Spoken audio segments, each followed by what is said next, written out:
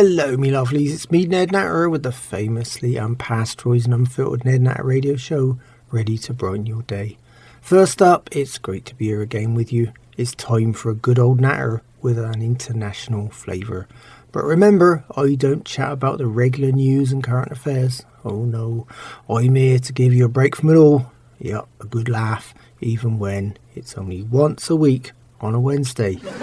Remember though, you can listen to all my shows again. Yep, they're all saved for your podcast at nednatter.com.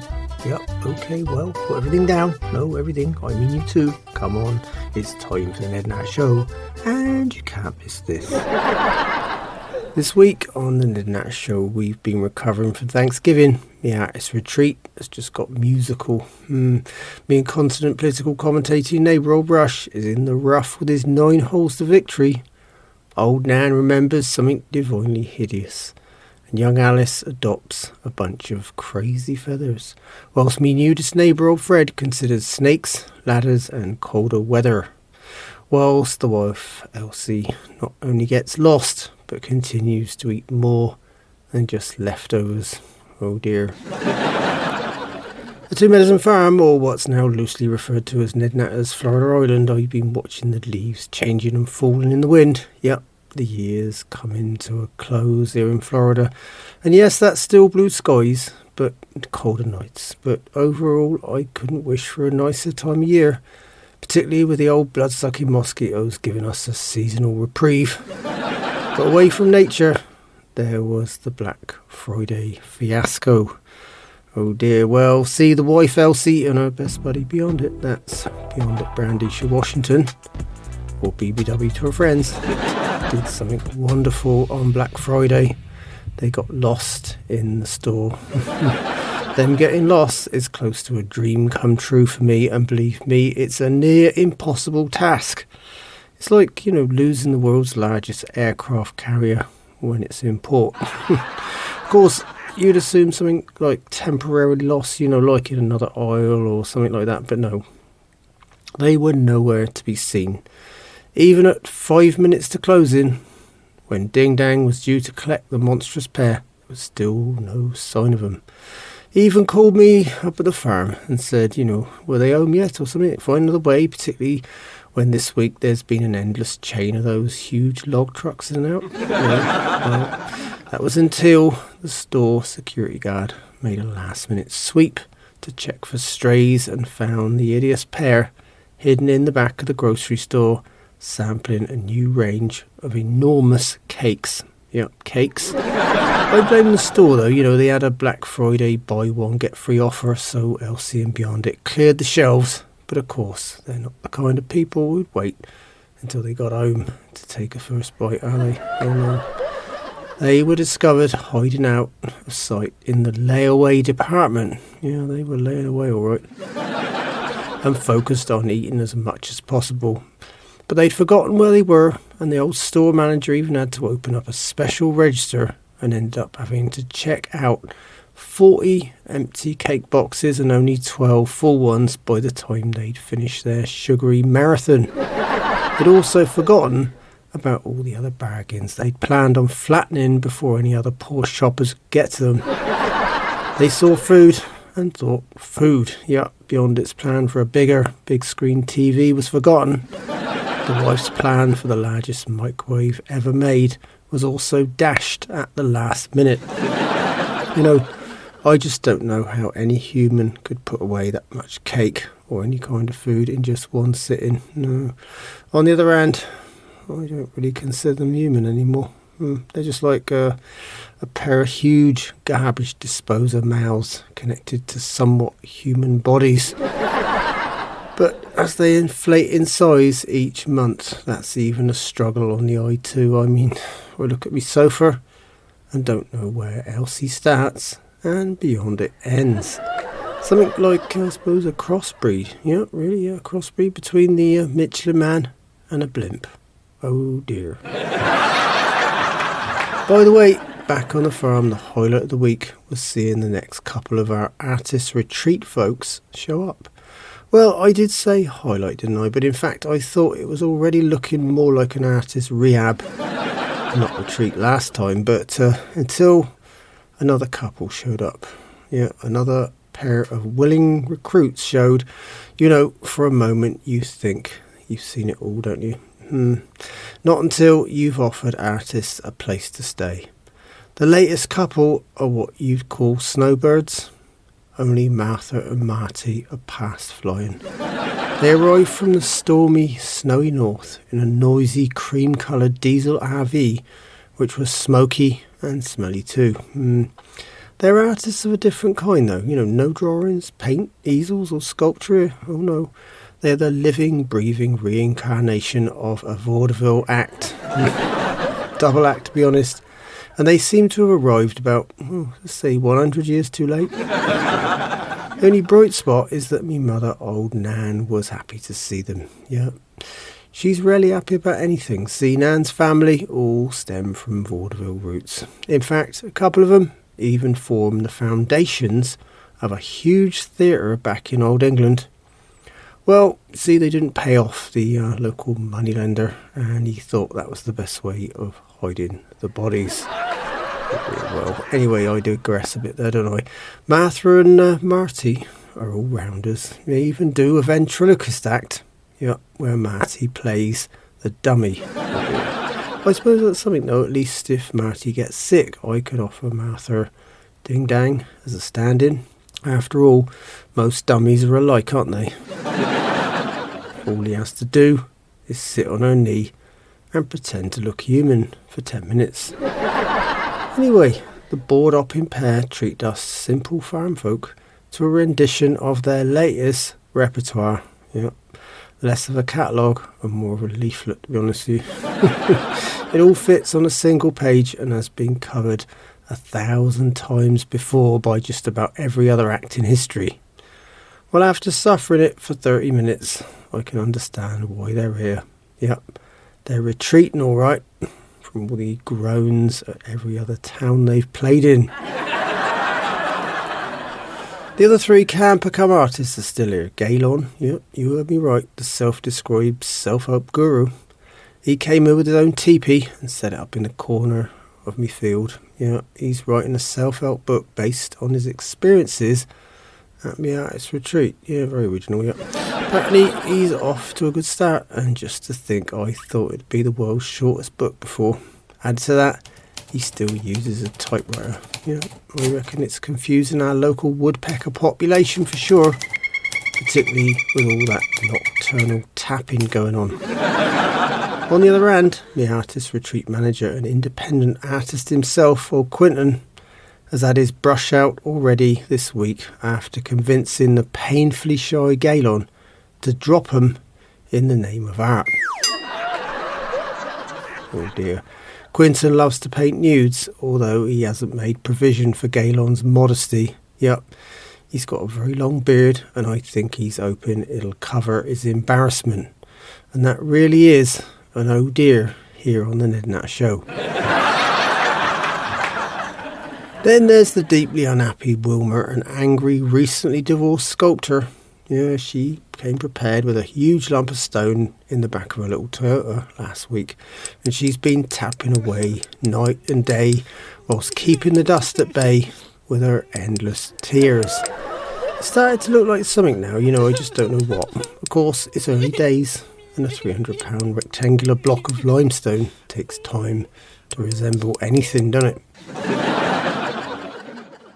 Added to that, me fireman Ding Dang's been sniffing around me artist retreat this week, and although he's been giving Quinton a very wide berth, he's been paying attention to our stone sculptor by helping her lift that great rock edifice into position. So she can find her way, all the way around it, I suppose. In fact, the only time she attempts a smile is when Ding Dang gets his hands on her enormous creation. Ooh. And last of me retreaters is a highly confused person. X-Ray, that's its name. And it claims to be a non-binary artist painting only using body fluids. Oh dear, I've seen it hard at work in the corner of me barn with a large canvas that seems to be a deliberate move, blocking out the onlookers during the creative process. To be honest, it's something I don't want to see or even know much about. I know art comes in all kinds of guises, but I don't want X-rays art coming anywhere near me.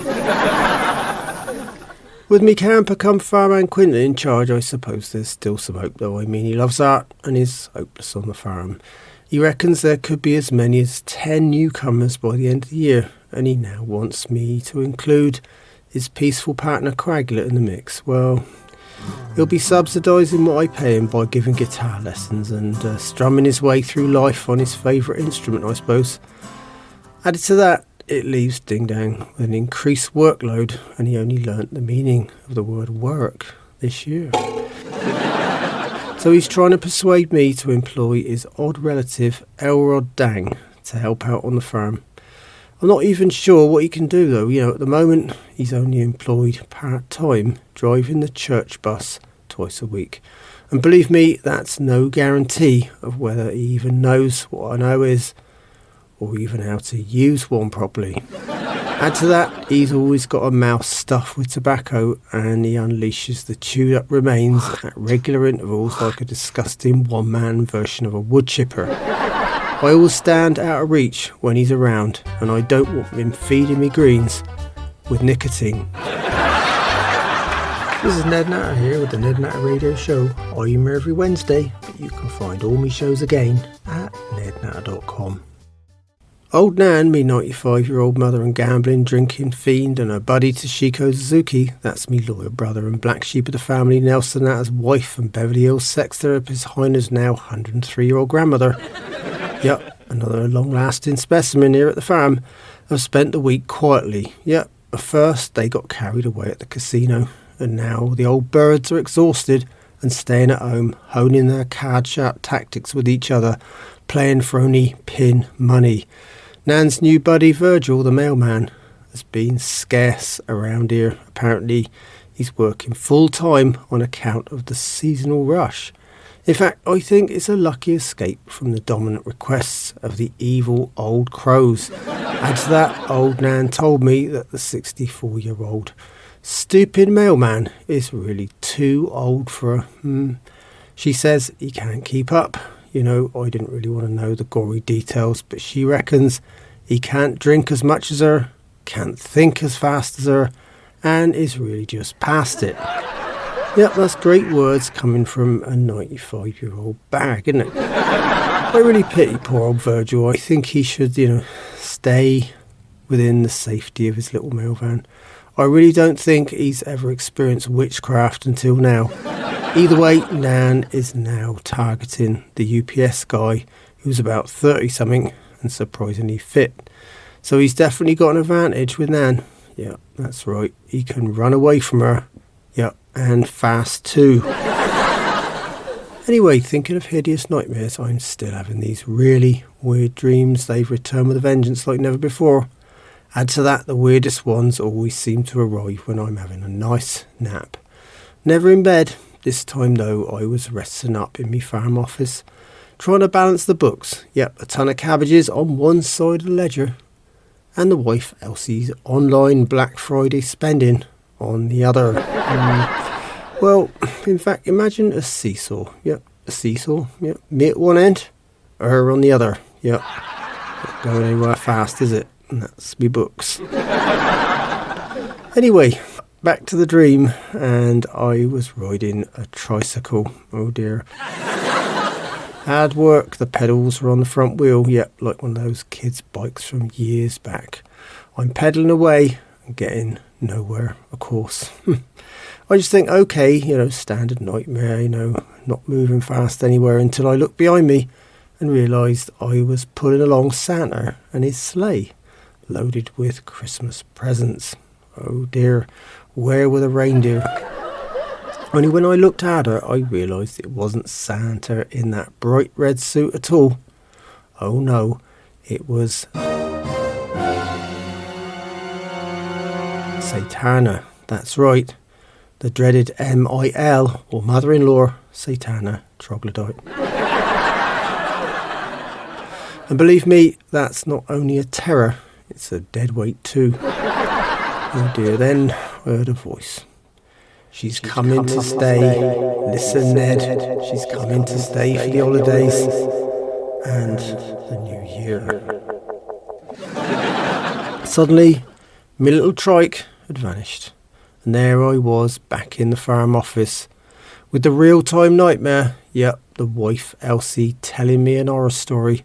Yep, her mother is coming to stay for the holidays, and just to think, I had high hopes for the coming new year. Oh dear. This is Ned Natter here with the Ned Natter Radio Show.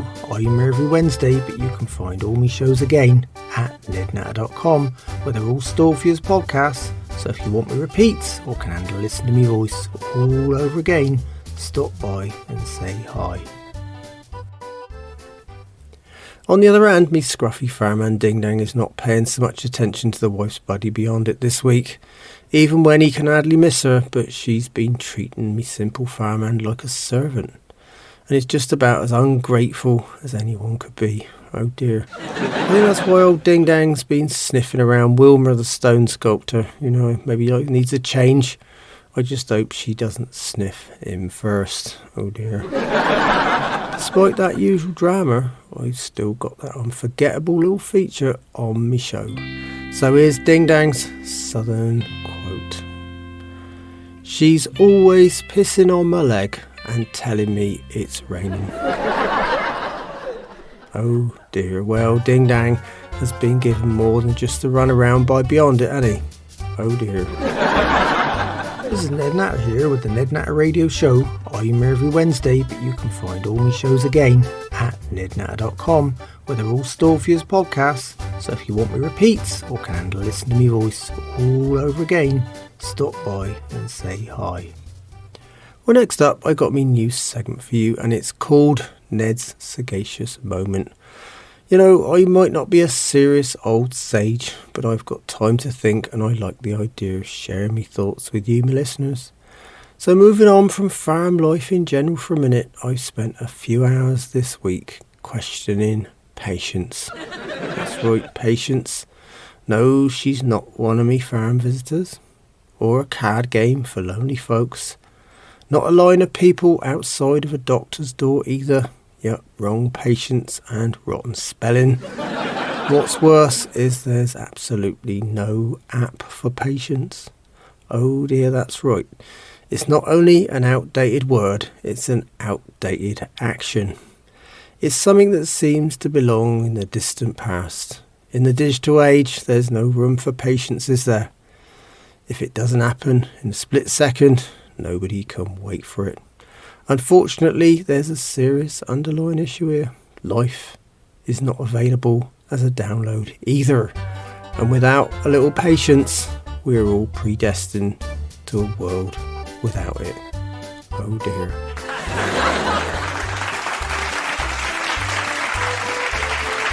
This is Ned Natter here with the Ned Natter Radio Show. I'm here every Wednesday, but you can find all my shows again at nednatter.com, where they're all stored for you as podcasts. So if you want me repeats or can handle listening to me voice all over again, stop by and say hi.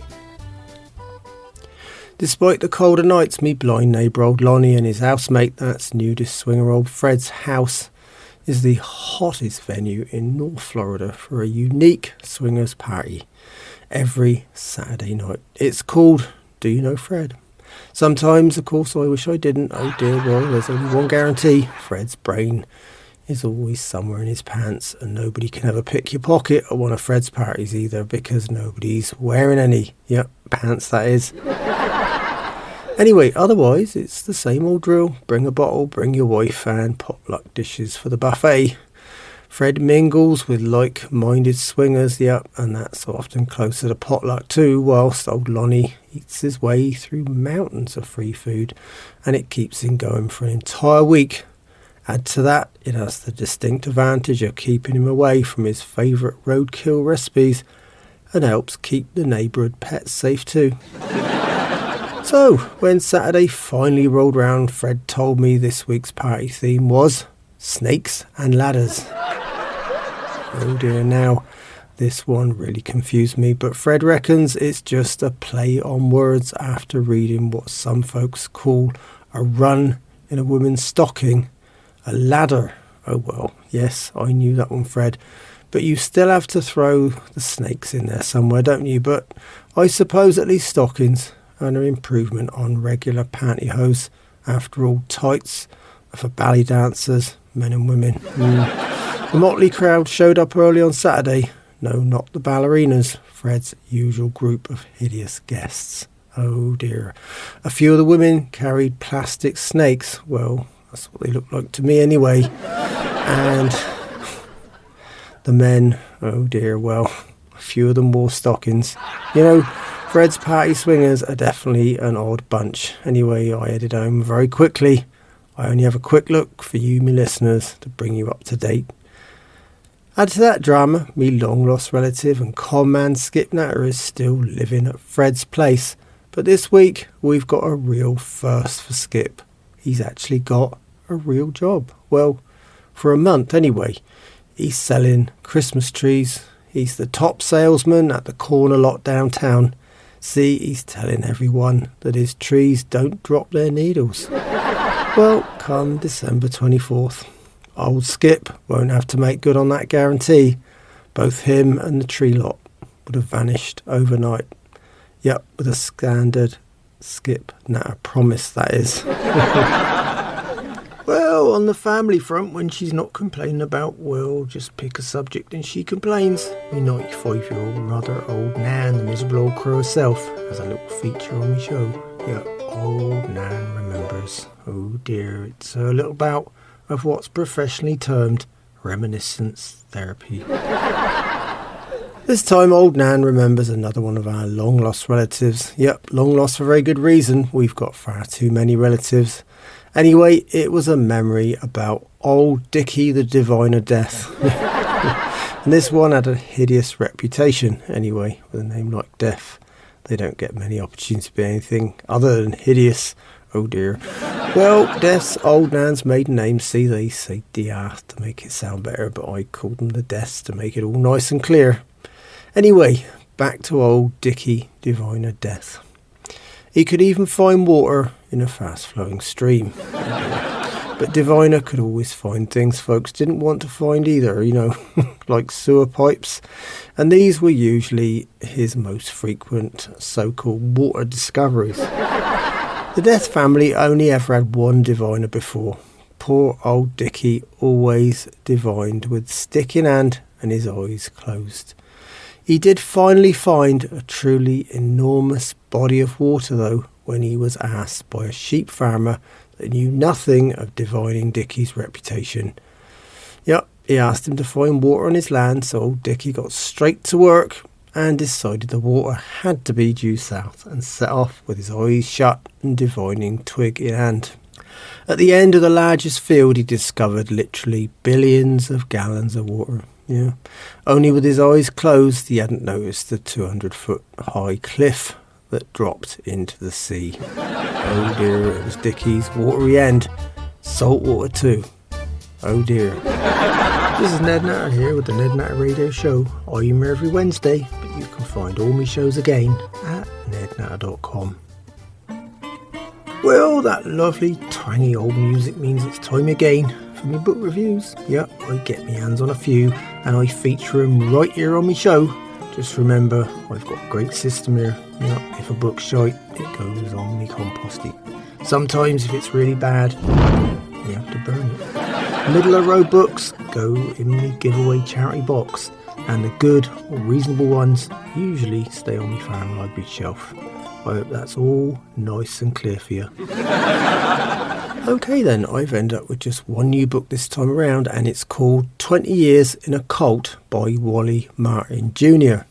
Yeah, jokingly known to his friends as Wall Mart. Oh dear. I expect you've seen books about cults before and how folks get talked into joining up and following some suspicious looking cult leader and his crazy ideals. Well, the author of this book was no different. He was scooped up by this faceless cult when he was only 18 years old and forced into a uniform His identity was taken away from him and he was renamed by the monstrous sect. Yet with only a week he became known by a single name. Terrifying, yet he was called Associate. That's right, Associate. He had no job, no direction, no hope, and was forced to live on what the cult called minimum wage, which they reckon was used to build character in all their recruits.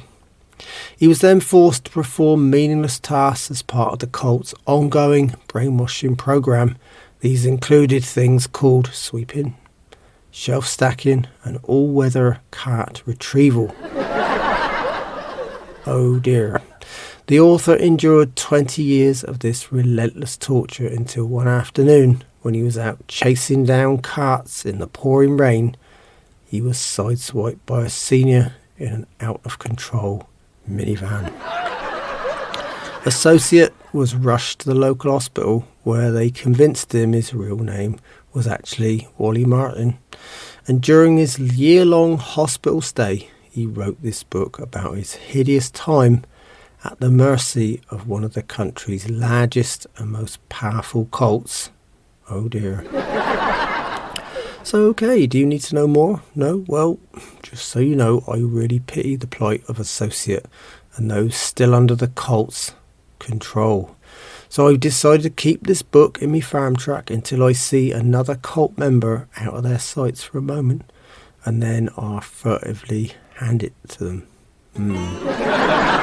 Well, me lovelies, that's all on me book review feature this time around.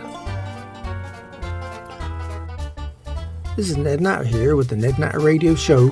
I'm here every Wednesday, but you can find all my shows again at nednatter.com, where they're all stored for you as podcasts. So if you want me repeats or can handle listening to me voice all over again, stop by and say hi. I got a listener favourite coming up right now. Yup, me anomalies from around the world feature. This time we're visiting Indonesia, and it's a revolting foodie one. A few of my listeners say they miss the disgusting delicacies from around the world, so I decided to include another one for you. Put it this way, I just hope you're not eating whilst I describe deep fried fruit bat. Oh well, it goes. It's a delicacy throughout the entire region down there. The poor old fruit bat is fried whole, the warts and all approach, and whilst it's cooking, it lets off this great smell, of urine. So to hide it up, they bung in some garlic or chilli. In some places, they even throw in some beer. That does a trick to cover that irresistible cooking odour. Oh dear. Add to that, they serve the whole thing on a plate. You end up with this black fried bat staring up at you from the table.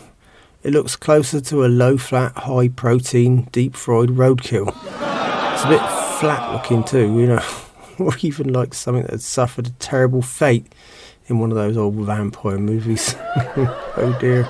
Look out, Dracula. In the wrong metamorphosis, you might end up deep-fried by accident.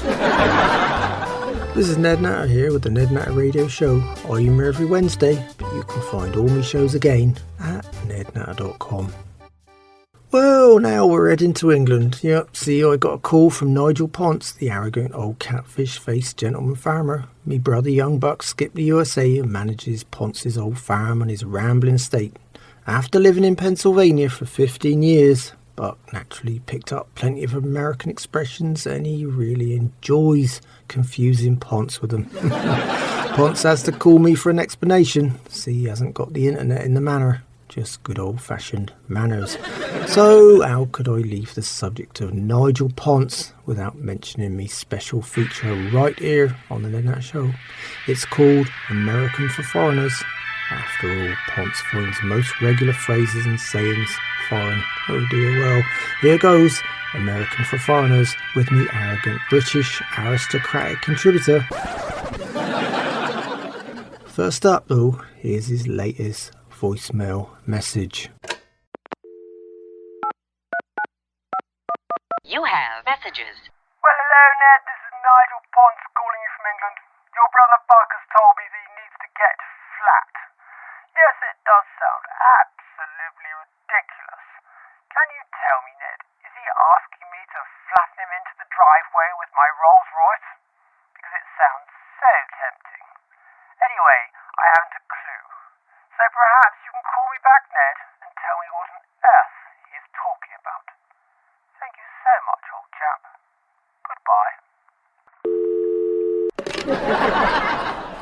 You know, I just love the way he introduces himself on me voicemail.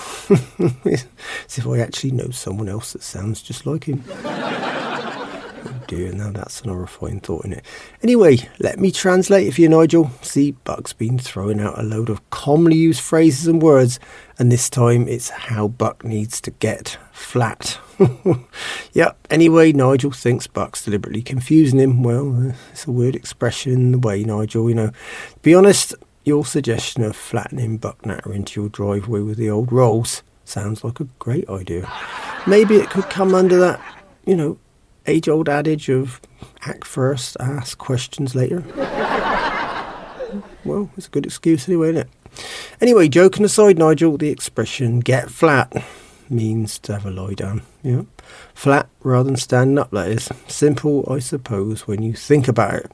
Of course, after 5 minutes of exercise, Buck always needs to get flat.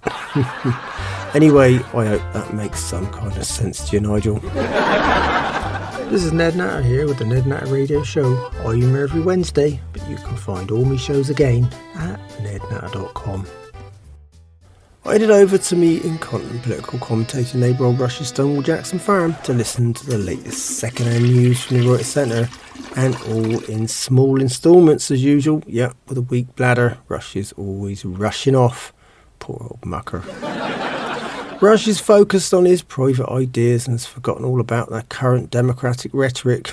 Unfortunately, though, our polyamorous Democrat ex-TV host neighbour Jeremy Sprung has returned from the West Coast and has it in for poor old Rush.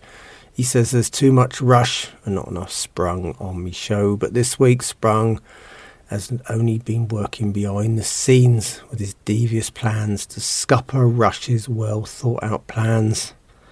Oh dear, I could see fireworks. Of course, Rush was planning to bring more attention to one of his one-man efforts in getting in more GOP wins and votes with his 9 holes for victory event. And this week, it was ready to go. To tee off at the local city golf course, Rush had his 40 enthusiastic votes at the gate ready to go when they were met with rapid and unexpected opposition. Yeah, the Democratic mayor and his committee, on the advice of Jeremy Sprung, had banned any kind of politics or political fundraising event from the public course. Yeah, 9 holes soon became 9 hours of tense negotiation. By the time it was dusk, the event was cancelled by Rush 2. But before Rush could get out any more angry words about his horror and disappointment, he excused himself with that standard statement, "Gotta go, Ned."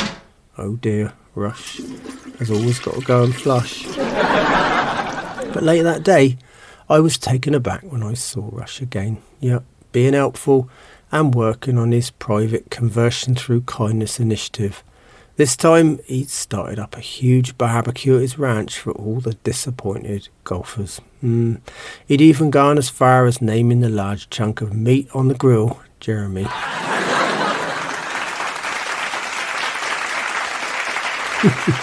You know, if I hadn't seen Sprung driving past in his Porsche, I'd have believed Rush had genuinely butchered him for interfering with his golf plans. Oh dear. Rush has got so carried away, I don't know what to expect next. This is Ned Natter here with the Ned Natter Radio Show. I'm here every Wednesday, but you can find all my shows again at nednatter.com, where they're all stored for you as podcasts. So if you want me repeats or can handle listening to me voice all over again, stop by and say hi. Me lovely neighbour young Alice Jones invited me over for our weekly vegan cake and fair trade coffee sit down. Young Alice was in a vibrant mood when I visited. Yeah, she'd just taken delivery of a really odd bunch of exotic chickens. This time, 6 black cochin birds. Yeah, they've got feathers from their feet to their toes. Or is it from their toes to their nose? You can hardly see the bird for the feathers. Oh dear. Alice was still a bit offended by old Rush calling her tofu turkey rubber meat after inviting me, lonely old political commentating incontinent neighbour, over Thanksgiving. But I reminded Alice of how Rush offends just about everyone The only person he never offends is himself. That's why he's happy living alone. Then Alice reminded me of something, how I should be taking more notice of the wonders of nature, and baffled me again with a really bizarre statement. Right out of the blue too, a leech has 32 brains. Yeah, 32. I was really surprised to learn that though, as I always thought me dubious business agent, 50%, only had one brain. Anyway, as always, the coffee, cake and company was reliably nice. This is Ned Natter here with the Ned Natter Radio Show. I'm here every Wednesday, but you can find all my shows again at nednatter.com.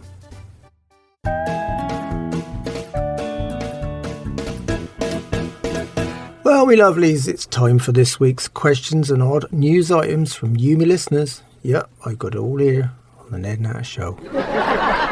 Right then, first up I got a call from Dennis in Dearborn. Yep, he wanted to let me know about this thing he'd read about the worst seasonal gifts you could give someone. Oh dear. Things just got worse again. The list includes chocolates with a bow on them, beauty gift sets, scented candles, body care sets and picture frames. Oh well, I think we've all been guilty of a few of them over the years, haven't we, Dennis? Add to that, I now know what to buy the wife this year. What I'll do is I'll send her a copy of your article, Dennis, and then buy her every item on the list. My second item comes from Mary in Minneapolis, and she's got a question for me. Should she buy a cemetery plot and headstone for her aged mother this year? It's an expensive gift, but Mary says it's also an investment as prices just keep climbing. Well, Mary, you've just won the Ned Natter Show award for the most morbid suggestion to date. So at first it was a no, and then I began to think carefully about it. You know, it's not exactly something you can wrap up in seasonally festive paper with a nice little note card on top, is it? So Mary, my advice is simple. Although it might be a great gift, timing is everything. So I'd stick with the scented candles or bubble bath and give your old mother the plot and headstone as a birthday gift instead. Oh dear. This is Ned Natter here with the Ned Natter Radio Show. I'm here every Wednesday, but you can find all my shows again at nednatter.com, where they're all stored for you as podcasts. So if you want me repeats or can handle listen to me voice all over again, stop by and say hi. The dubious conman agent 50% has lined me up with a new ad this week, and he's got something really odd this time around. Oh dear, I'm looking through his latest offering. As you'd expect, he's found something different, but also highly weird, but definitely original for sure. Anyway, so here goes.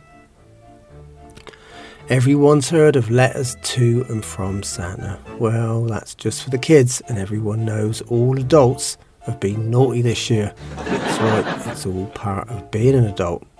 So you're just going to lust over our unique offering at Letters from Satan. It's right, that's right, Letters from Satan. So why not sign up today and surprise your friends and relatives with one of our highly seasonal letters from Satan himself. They're all delivered right to your mailbox. You can order online, it'll be in the mail tomorrow. That's our fiery cast iron guarantee. But wait, we've got our deal of the season, and just for Ned Natter Show listeners, with every letter from Satan this week only, you'll receive a personal letter from Mrs. Satan. Yeah, with our hottest seasonal recipes too. The seasonal fire stoking never stops down here. So visit our website today to learn more at evenhellisseasonal.fire and get those letters in the mail today. Just think, how naughty have you been?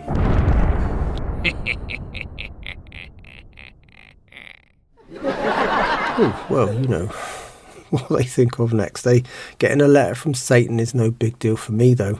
After all, I've been getting Christmas and birthday cards from the mother-in-law for over 20 years now. And believe me, she's still using that same poison pen every time. Oh dear. On the other hand though, me mother, old Nan, might like to hear from one of her family members. during the holidays particularly, so maybe I'll go online and order one of those letters today for her.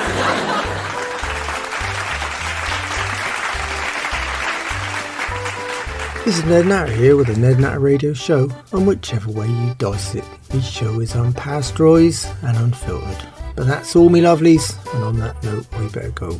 So until next time, remember farmers are getting older, some more than others. It's time some new blood came down on the farm and gave us an hand. Shite matters, without us you wouldn't have anything to eat. Without me, your Wednesdays won't be much fun. In the meantime, you can find me and all my radio shows at nednatter.com. Yep, they're all safe use podcasts too. Add to that, there's me social media links. So come by and say hi. It'd be great to hear from you. Thanks so much for listening. It's been a pleasure chatting with you again. And I hope you join me on the Ned Natter Show soon. So until then, keep a smile on your face. Think positive and don't sweat the small stuff. The grass is not always green on the other side. It might just be a freeway. Goodbye, my lovelies.